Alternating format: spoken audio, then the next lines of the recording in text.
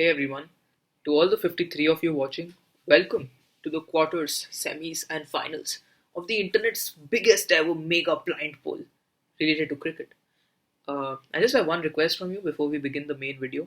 Don't forget to like, comment, share, and subscribe, and of course, press the bell icon. It's because we want to reach as many fans as possible and in that way create the biggest cricket community on YouTube. See you on the other side. खिलाड़ी वाह वाह जियो खिलाड़ी वाह वाह Uh, so now to the quarters. Of course, there'll be a repeat of players, but some more interesting matchups. And the first one is what I find the most interesting between the two highest wicket takers of all time, Glenn McGrath and Jimmy Anderson. And like what I really like about both these guys is that they did not have express pace, but they just kept running in line and length, consistent, and just went at it. So what did you guys think about this matchup? It's a tasty matchup again, isn't it? I mean, this is really Nadal Federer. If you're talking about the fans on both sides and the amount of passion that you're going to get from it, it's a very, very tasty one. I don't know how if you could actually do this in some kind of bowl off between the two at their peak, it'd be incredible to see. But I touched on it earlier that McGrath. I'm still trying to come to terms with the fact that he's actually quite a nice bloke. And I mentioned earlier about how Anderson would have changed the 2019 series if he'd been fit throughout. And I think that as much as it pains me to say it, and I'll happily divert any conversation onto the 2005 Ashes, but Glenn McGrath tripping over the ball, doing his ankle, that. If that didn't happen, then there's absolutely no way that England would have won. And then won that worse, series. Ricky Ponting decided to bowl that same morning at Edgbaston. Punter does what punter does, and that's absolutely fine. But McGrath was just. I mean, even in that series, I think he came back and played at Old Trafford and clearly was unfit. But still performed. Actually, got Australia over the line with the bat as well. And I think the only two games that England won were when McGrath didn't play. That's right. And so he's just absolutely incredible. And one of those players who you never really see any footage of him, pictures, videos, looking young.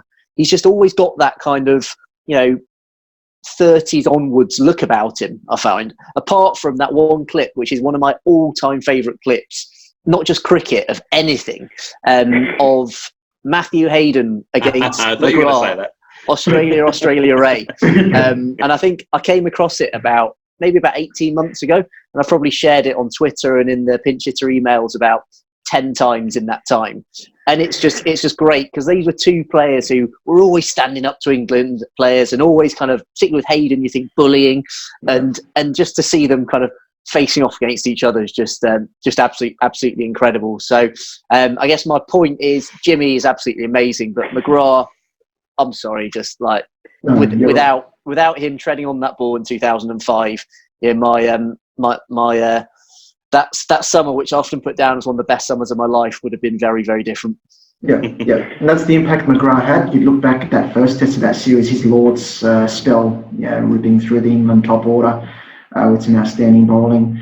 Just McGrath was relentless everywhere he went, whether it was the subcontinent, where he had an amazing record there as well, or whether elsewhere. Immaculate line and length and just boring you to death, but you always know he's going to get you, or you didn't know what to do as a batsman. Just an incredible bowler. Absolutely.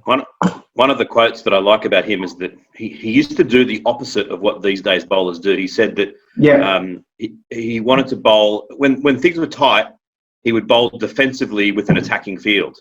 Yeah. And these days they do the opposite. They put the field back, but back then he said, I'm going to have everyone in catching positions, but I'm going to bowl that fourth stump line. Yeah. And it's kind of counterintuitive to what's done today. But that confrontation with Hayden, that was an amazing summer in Australia where you guys are probably, you're all so young, it seems you probably weren't even born then, but I remember it well, and the whole of Australia was cheering on Australia A because everyone in this country loves an underdog. And Mark Taylor, the Australian captain, was saying, I'm not very happy about leading an Australian team out to play in Australia and the entire crowd cheering on the opposition because it was Australia A. It was a remarkable summer, which who knows how things are going? We potentially could see that next year if there is no international cricket. We could see a repeat of that. There's talk of that. Yeah. And like the thing again, about these guys was Glenn McGrath having so much aggression. So I usually associate aggression with pace, but Glenn McGrath, with his sheer accuracy, he had so much aggression. Like I remember the World Cup when he got Sachin out, and that just broke our hearts. So yeah, Glenn McGrath was really something, and just he was quicker than people give him credit for as well. That. Especially early on, I went to a grade game when he was playing for Sutherland against Bankstown in Sydney, and he was very, very quick. Sometimes, because the speed gun, and this is going to sound rather nerdy, but the speed gun only measures sort of like on the x-axis, doesn't take into account the y-axis. So the taller bowlers... Beautifully nerdy. That is so nerdy, so good. They need some sort of vector measurement that kind of measures the actual speed and takes into account the angle. I think then McGrath's speed would pick up a fair bit. Get in touch with the ICC. You might be onto something there. Oh, they won't listen to me. They don't return my calls. Oh no, it's terrible. Yeah, that and the all-rounder statistic, those are like something that all of us really want. So again, McGrath took this poll because there wasn't much to differentiate them on the longevity aspect, and McGrath clearly had better strike rate and average. So again, England had to go out in the quarterfinals. The cup isn't coming home, Tom. So the next one that we had was Ian Botham versus Walsh. Oh, okay, so there is an Englishman left. But again, Ian Botham versus Walsh, I think, again, great ambassadors of the game. And what do you guys think about this matchup? As a cricketer, you'd pick Botham. As a bowler, I'd pick Walsh. Like the full package of both of them is vastly better. But purely in terms of bowling, I'd put Walsh ahead. Agreed there. Record speaks for itself. Is consistency and longevity for me. Yeah, agreed. I think this was, of course, Tom, if you have a way you'd like to make an argument for Botham. No, I mean, I think you've the Aussies have put it perfectly, actually. I think if you were to put Botham against one of the all-time great batsmen, you'd choose the all-time great batsman as well. So it's the again, I think we at risk of really agreeing too much with Paul, I'd love to see his geekiness on his all-rounder metrics as well. I want to see that, and because that's the real key. And who knows? I'm sure Cricket Fan TV might be doing a best all-rounder at some point as well. So maybe I'm sure Beefy will get back in at some point. Yeah, I'll send you through the equation. It's embarrassingly simplistic.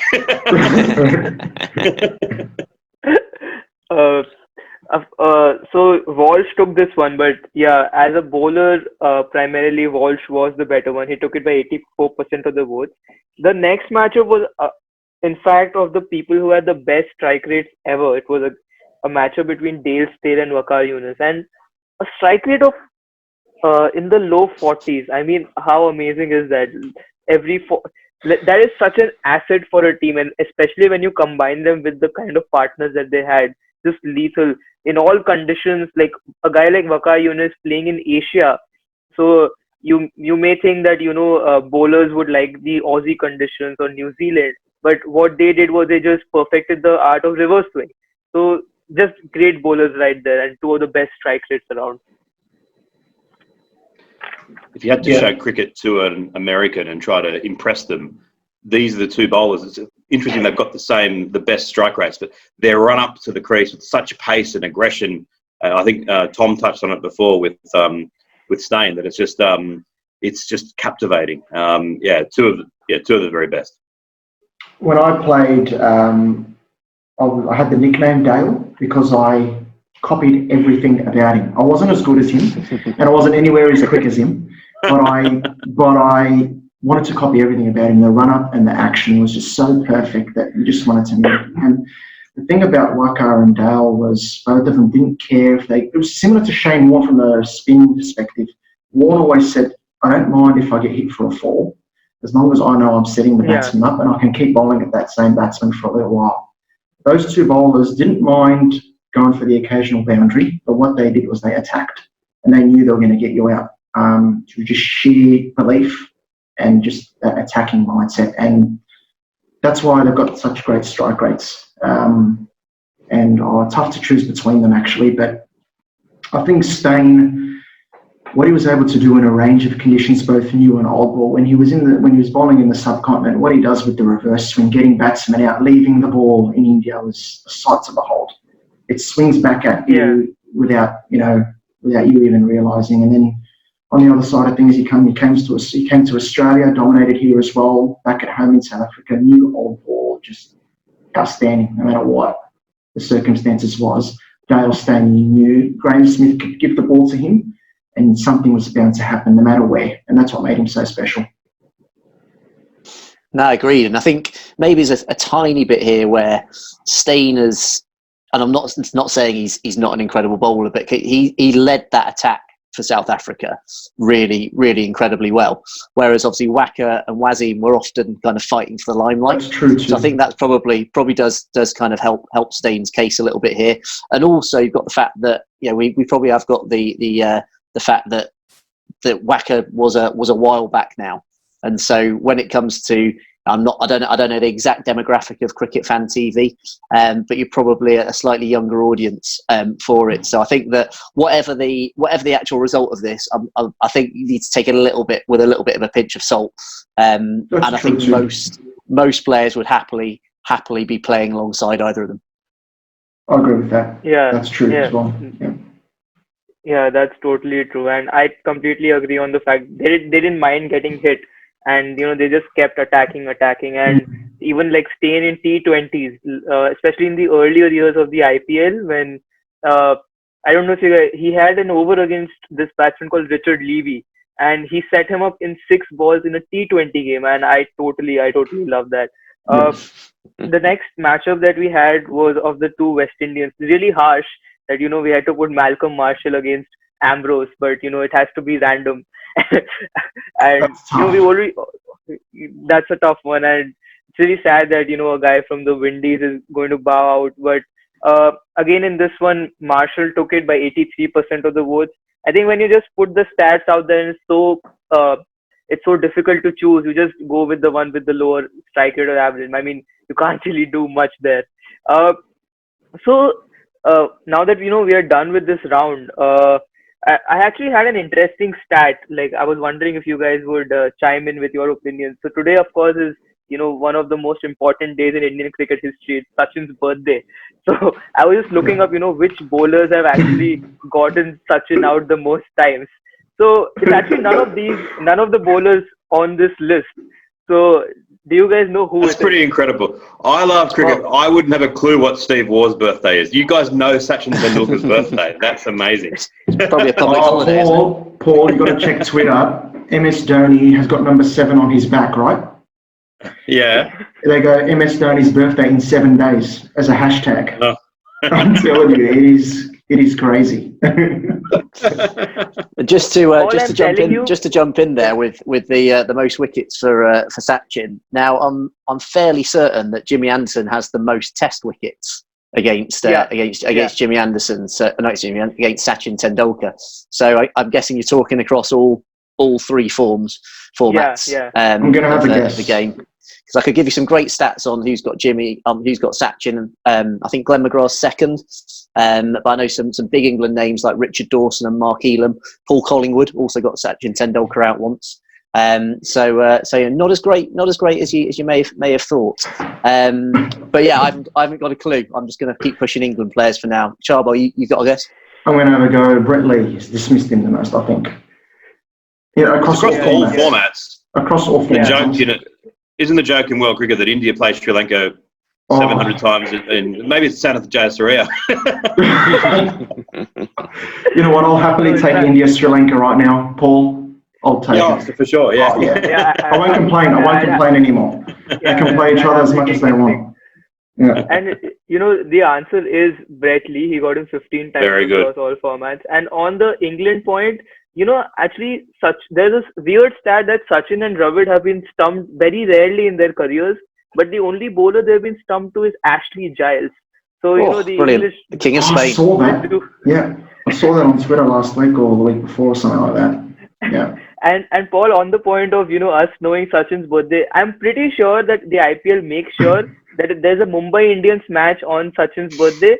That he just gets out there, you get a good clap from the entire Fantastic. stadium. I love it. I love it.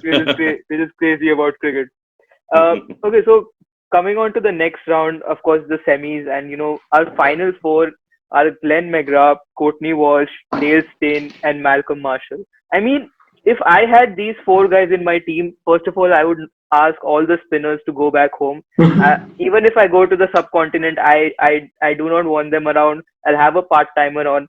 Well, I'll have these four guys, and just incredible, right? If you're a skipper, you can just go and chill at gully, and you can just hand the ball to them, keep fighting who wants to take the new ball and who wants to come on as change. So what would you guys do? Who would you be your opening bowlers if you had these four? McGrath, Walsh, Steyn, and Marshall. I'll be tempted to give them all one over at a time. That's a good shout. Keep them fresh. But you know what you do? You risk annoying the hell out of them, Tom.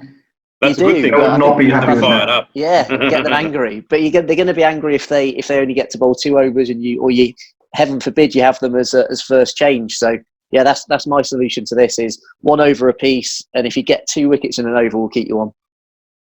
I would say I would go with McGrath and Walsh. They'll utilise the bounce of the new ball a little bit more. Steyn and Marshall, skiddier bowlers, they'd be very, very damaging with that, just that slightly older ball. And they've proven that over their career. That's the only logic I'd use, because they're all worthy of opening the bowling, of course. But that's what I would go with. We could have an alternative side against them with Wakar, Wasim, Curtly Ambrose, and Richard Hadley. That'd be pretty cool. Unbelievable.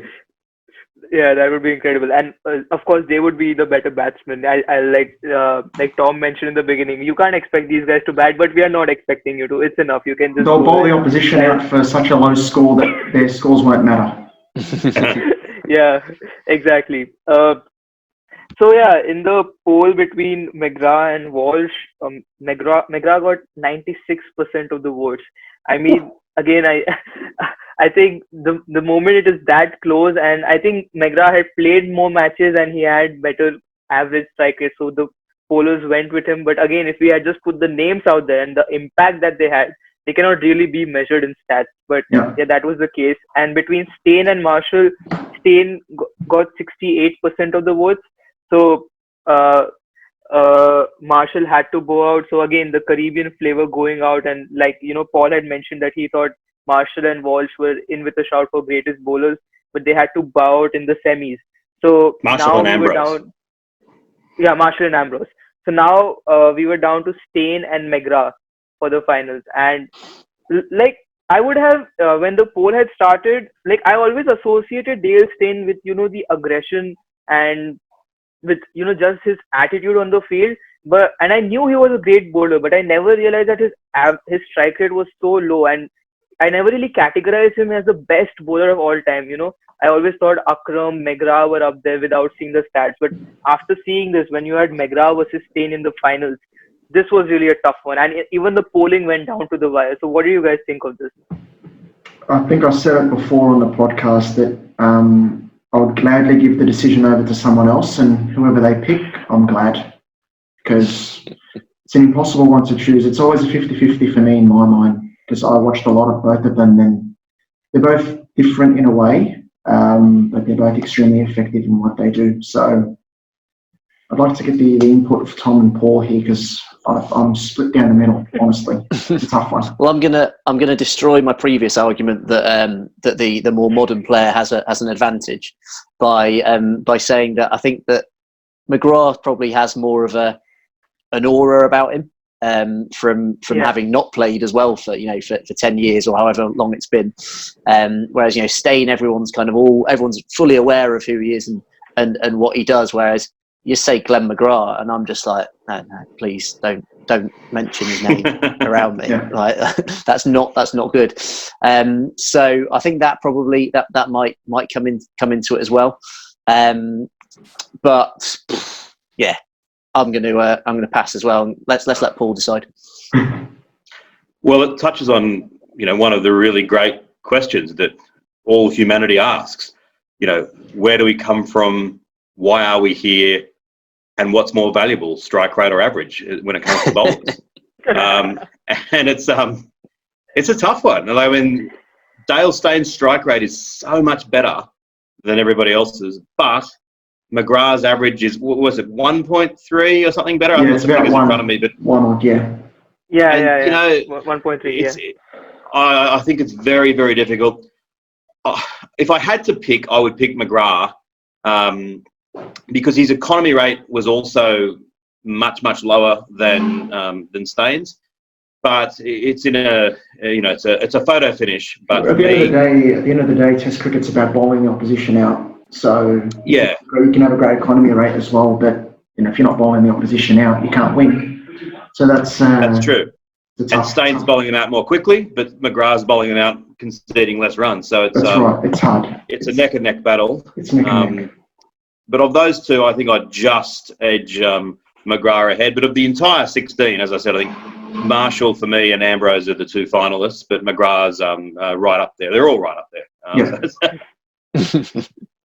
That's I totally mean, fair. for me, like on the point of which metric is the most important, again, I agree with Charbel. Even I feel that in Test match cricket, the strike rate is the most important, which is why we also didn't consider putting in economy rate in there. But yeah, it was a tough one, and actually till the very end, it went down to the wire. It was 50-50. So I remember it being around 50 votes and it was 25 each on Twitter, but ultimately Steyn took it by 51.7% of the votes. So according to has the voting, I might create 57 fake Twitter accounts and edge it back in favour of McGrath. Has the voting stopped? Yeah. Okay. Yeah. The voting has stopped, and by the time it came down to the end, people were looking up the stats and telling, "Oh, it's McGrath versus Steyn." Okay, I think then I'll go for McGrath, because I think a lot of people, if they just saw the names, they would have gone for McGrath. Even I would, but yeah, Steyn took it, and he came out the winner of our poll. And again, to our viewers, I'm sure not a lot of you would have got Steyn down to the wire and winning this poll. And whoever you did, do let us know, because I'm sure. I mean, every player on this list is a legend in their own right. So finally, just to wrap up this discussion, I've had a great time just reminiscing about these fast bowlers. But I think one thing that is quite interesting is if we could think who from the current lot could maybe be in the list 10 years down the line when we are probably discussing this again. So personally for me, I feel that Pat Cummins, he has really, really evolved, and he used to be someone who got injured so constantly, but now he has reinvented himself and he just keeps going. I remember him playing against India and on the subcontinent pitches and in India's tour of Australia, and he was just incredible. He just keeps bowling. A great competitor. He was such a great batsman as well. So yeah, for me, I think Pat Cummins is in with a great shout to I would agree with be that. on this list. That's the first name that came to my mind as well. And I think, the challenge for him as well when Australia go overseas in conditions that are less helpful, how well he does there as well. But I think for me, Pat Cummins, I think for you guys, Shubham, Jasprit Bumrah, I think is one definitely to keep an eye in the Test format as well. I think he's super impressive what he's done so far. His return from injury wasn't the best, so he's got to step up. Yeah, because he could finish with an amazing record. I think he could finish as India's greatest seamer, definitely, without a doubt. I think he already is, in my opinion. I think he's the greatest shout as well. Greatest, yeah. I mean, his record at the moment is amazing, and I love looking at the historical records. And I talked about how Marshall, Garner, and Ambrose around about that 21 flat are the best of modern times. The only kind of exceptions to that are Alan Davidson, a wonderful Australian all-rounder of the 1960s, who's still alive. He's 90. Left armour. Gary Sobers always said he was the hardest bowler he ever faced. He averaged about 20.5, not to mention about 24 with the bat. But at the moment, I think Bumrah's about 20.3 or something.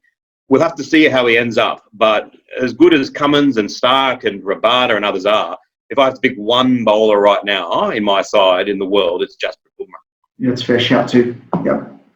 He's got a wicket ball pretty much everywhere he's played. Like wherever he's gone, he's taken 5 wickets, and I think he's the first Indian to ever do it. So if he can keep going, he could definitely be out there. And another one with a ridiculous action, which I think just makes it even more awkward, doesn't it, for batsmen when they're facing them. But I think the ones that I'd chuck in, and we obviously only talked about Hadley. We've not given the Kiwis too much attention on this, but I just think any New Zealander who gets, particularly nowadays, who gets to the top of any rankings deserves a hell of a lot of credit, because they don't play that many Test matches. Right. And whether or not we'll all play that many Test matches is open to discussion as well. Yeah. But you've got Trent Bolt's not a million miles away, Tim Southey not a million miles away as well. And just when Ross Taylor became the first player to get the 100 caps in all 3 forms of the game, I just looked at the games that New Zealand play, test matches, and they're regularly playing 2 or 3 Test series. So for them to get anywhere near any record, I think is pretty impressive. So if any of those guys get up there, maybe if the Indians go and do another tour of New Zealand, then Bolt will suddenly start springing up the list again, because he found that pretty easy, didn't he? So I'd love to see one of those guys up there. Echoing that, this summer that just gone, New Zealand played a Test match on the MCG and the SCG. First time we had allowed them on those 2 grounds since the MCG, the last time was 1987, and the SCG was the last time was 1985. That's how I agree. It's a disgrace how we treat New Zealand, but that's how hard it is for them to get records in terms of aggregates. You're right. They've had some wonderful cricketers over the years, and that's testament to them. Their population isn't big at all, so they've got some wonderful players in their side. Especially given they've only got usually 11 people in the country who play cricket. Everyone else plays rugby union. Rugby union, exactly. Like New Zealanders are one team that, they're liked by everyone because they don't really pose a threat to anyone. So, no, that's not true. Australians don't like them. One guy we haven't mentioned, we mentioned Trent Bolt and Tim Southey, but just how underrated he is Neil Wagner. Yeah. He's outstanding. Not the quickest, but just doesn't stop. And Steve Smith, as good as he is, had a difficult time against him in summer, and that just shows how good a bowler Wagner is. Yeah, the word that comes to mind is relentless. And all the Jasprit Bumrah point, we never really thought he would become like our main Test bowler, because we found him in the IPL and he did well with the Yorkers in T20s and 50-over cricket. Again, thanks to John Wright. Like, he was the one who scouted him and then got him into the Mumbai Indians camp. Yeah. But, then he was pushed into Test cricket, and he did so well in South Africa and in Australia. So yeah, Jasprit Bumrah is certainly someone to look forward to. And another thing that I noticed in this list was that, most of these bowlers are one from not the current era. So again, it just shows that, fast bowling as a skill. So, they used to be superstars. Like you told that Dennis Lilly still is a superstar in Australian cricket. But now, they have taken the back seat. It's about the batsmen who are the superstars. Like in India especially, many of the times, especially before Virat Kohli, the role of the fast bowler was to just come in and create footmarks for the spinners. Just come in, bowl for 5-over spells and create footmarks. But again, that is a dying breed, like we spoke in the beginning about fast bowlers themselves, and it is something that needs to be revived. So what do you guys think about that? No, I agree. I think there's probably a cultural difference as well there. I think in Australia, Hazelwood, Cummins and Stark at the moment are very, very high profile. Yeah. And maybe there's a degree of difference there where India's had Tendulkar and then Kohli, batsmen are much more highly rated. And to an extent, I would agree with that in Australia. But I think fast bowling in Australia is still very much big.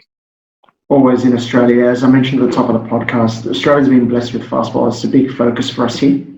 I do think India are moving towards more of a fast bowling focus. I think they've got a good core of fast bowlers now compared to what they had in the past. I think they're going to need that if they're going to want to do better overseas. I think that's a big focus for Kohli and co, along with their batting overseas as well. But I think if India can get their fast bowling right, they'll be very hard to beat, I think, going forward. Yeah, and I guess from a cultural perspective in England as well, from conditions, you don't actually need to be that fast, which is why Broad and Anderson aren't and Beefy as well wasn't, and is on that list. But after every Ashes series that we come back with a 0 in our column, Yeah. there's always a big debate here. Oh, we need to find some fast bowlers. Where are they? You know, what can That's we do right. to do it? So at the moment, you know, we've got Mark Wood. There's a couple of others. If he doesn't break down. Exactly, who are sniffing around, and there's Jofra Archer. Jofra, that's the one. One of the suggestions is literally to wrap Mark Wood in cotton wool until the next Ashes, and even if we just get 2 games out of him, then that would be worth it. But yeah, I don't think he's good enough. Archer's your man. Archer is good enough. He can do a big job in Australia. Mark Wood's all right, but I don't think he'll succeed down here. I think if you get to see him play, he's actually incredible. I think he's only played something like he's played maybe 3 tests since in the last 3 or 4 years, and in each of them he's done it absolutely incredibly well. And we think he kind of be tailor made for it. So yeah, let's see if there's any cricket first of all. If England do eventually get to the Ashes, get to Australia, then incredible as well. But we could well see, I think. Probably taking off a bit of what Australia did in the last Ashes and having a kind of a squad of 5 or 6 and rotating them to make sure we get the best out of them.